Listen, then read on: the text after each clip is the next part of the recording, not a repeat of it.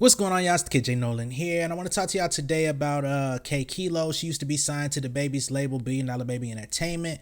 As a matter of fact, I didn't know that she ever left. I was kind of a fan of her music. I heard a couple songs that she did a while back. I liked them. I know she did some collaborations with DaBaby. And I always was kind of wondering what was going to be the next step, what was going to help take her to the next level, because I just felt like there was no real promotion for her songs. The only reason I even found out who she was is because I ran across one of her records trending on Audio Mac a while back, and I was like, dang, she kind of hard. Over the course of the last day, she did come out and talk about some of her experiences while being signed to DaBaby. She had some internal conflicts with her label mate Stunna for Vegas. They ended up getting into some type of dispute. I guess her and Stunna's girlfriend got into it, and I guess Stunna ended up pulling a weapon out on her and acting like he was going to do something. It ended up being resolved in a non-violent manner. She ended up getting jumped in a separate situation. I think that's super unfortunate. Not something you want to happen amongst your label mates. She said that she really was expecting that DaBaby would sit them down and like try to come to some type of resolution for that issue. She said that never happened. So I'm guessing that's kind of the straw that broke the camel's back that made her leave or helped her get out of that situation. But when she actually spoke on being signed to DaBaby, which is the most important part of this whole equation, she basically said that, she doesn't want to speak down on him or the label as a whole. She feels like they introduced her to the game. They gave her everything first, as far as like her first trip to the BET Awards, her first time going up to the radio, and so she wasn't speaking down on him, but she ended up saying that she does not advise that any artist ever sign to an artist-run label. And this is something that I think people really need to understand, right? So what I'm going to do is go ahead and play the little portion of this video where she speaks on that specifically, and then we'll get back into some other things. As far as the label, I just feel like I'm not even on here to bash the label because a lot of good stuff came out of it. You know what I'm saying? A lot of good stuff came out of me being under the, you know what I'm saying? First time ever going to the BET Awards.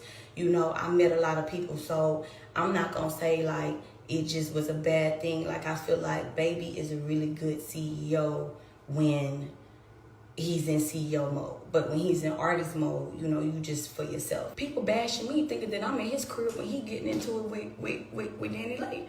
I'm in my own house, you know what I'm saying? So at 12 o'clock when that happened, my whole tape was overshadowed. Everything was, I couldn't even really promote it because everybody's bashing me from that. He texted me like, oh, I can't even help you promote because all this shit that's going on social media, but I just feel like you knew that your artist was dropping at 12 that night. You know what I'm saying? So even though we still tried to push, but we still tried to promote, I got bashed for 2 weeks straight. People came to my page and left hate comments, told me how trash I was, all of that, just because they felt like that I was supporting what he did when I told them that I did it behind closed doors. But I just feel like, what did y'all want me to do? So I even caught him crying one day, like, man, these people are so evil. Like, why are they bashing me? Like, they think this, and that. I would not recommend nobody to sign to an artist. You know what I'm saying? Unless that artist is done being an artist. I just think that you should just push yourself, promote yourself, try to get yourself to the label.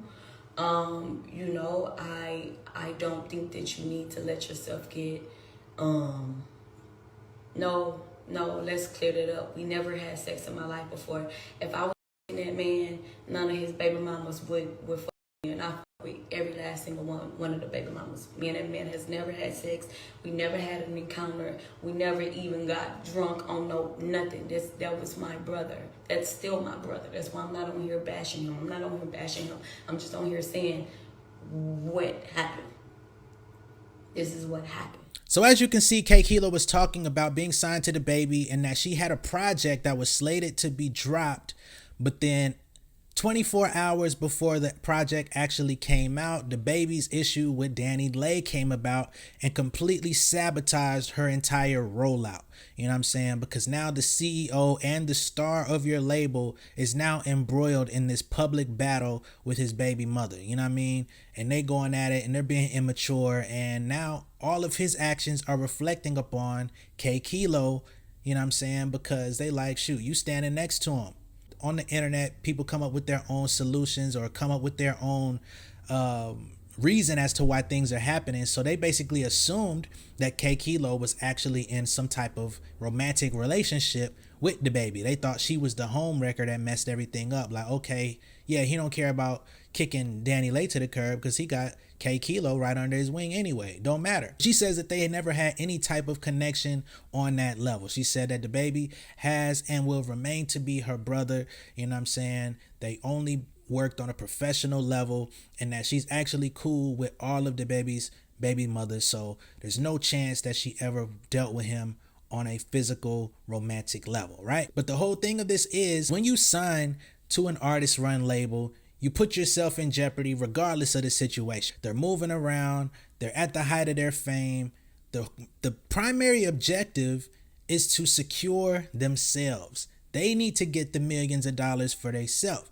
They need to make their rounds and make all of their industry connections so that they can secure some sort of longevity for themselves. And you being the next in line, yeah, you're going to get that initial introduction. People might give you a chance for a couple singles, but if nothing breaks through within that first 6 months to a year or so, like it's really going to be an uphill battle for you because you only get to be a new artist one time, right? As far as like the world seeing you. So if you don't impress people and knock them out the box, they're not really going to be checking for you. You might be able to develop a small fan base, people that'll see you at some shows and, you know, support your music. You might get to, you know, 20,000 or so Spotify streams per month, but you're probably not going to get to that star level because the investment primarily goes into DaBaby. If Interscope comes through and fronts, let's just say $5 million, just as an estimate or, you know, just a figure to go off of, who do you think is going to get the majority of that money?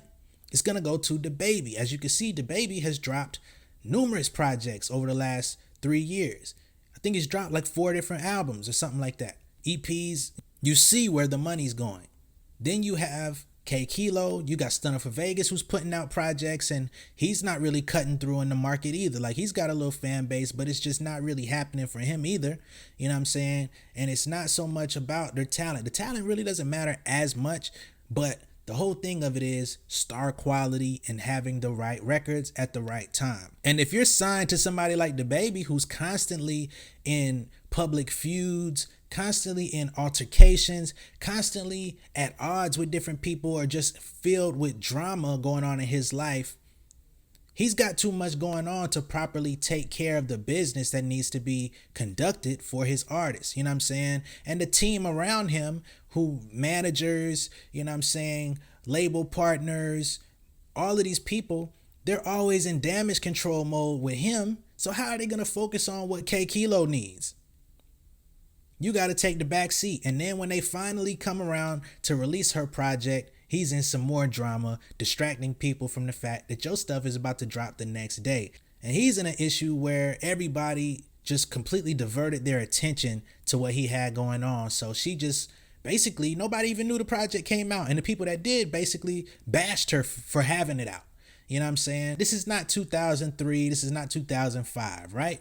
When 50 Cent came out and he introduced G-Unit to the world, it was kind of by default that we accepted G-Unit because at that time, whatever 50 Cent associated himself with, the fans went with. He did Vitamin Water. He put out them ugly Reeboks. He put out G-Unit brand clothing.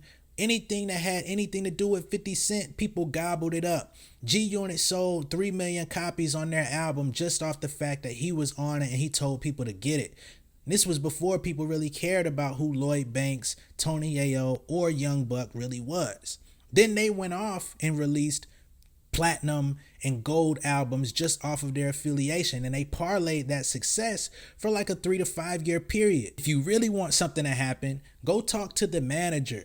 Go talk to the assistant. Go talk to the road managers. Get them on your side so that they could start funneling you into the circle. Maybe get you to open up for some dates. Maybe they could start working their connections so that you could go find yourself your own direction and your own niche so that you could create a space in the game that nobody can knock you out from. But if you're just going to be under an artist's wing and basically following them around and shadowing them, carrying bags, or just being a part of the entourage, you're going to end up wasting valuable years of your life, valuable years of your career that you're never going to get back, number one. And number two, people are never going to take you seriously because they never see you in a position of power. This is the difference between a label like QC and a label like $1 Billion Baby Entertainment.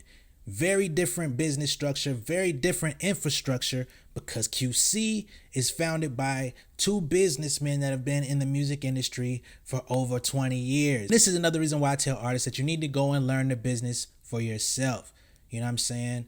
Handouts not only cripple you because you're always dependent on what somebody else is doing, but once they stop doing that, or once things go left for that person, how are you going to survive? These are the questions you got to be asking yourself, man. Let me know what y'all think of this down below in the comments, though. Make sure that you like and share this video, and I will catch y'all on the next one, all right? Much love and respect. Peace.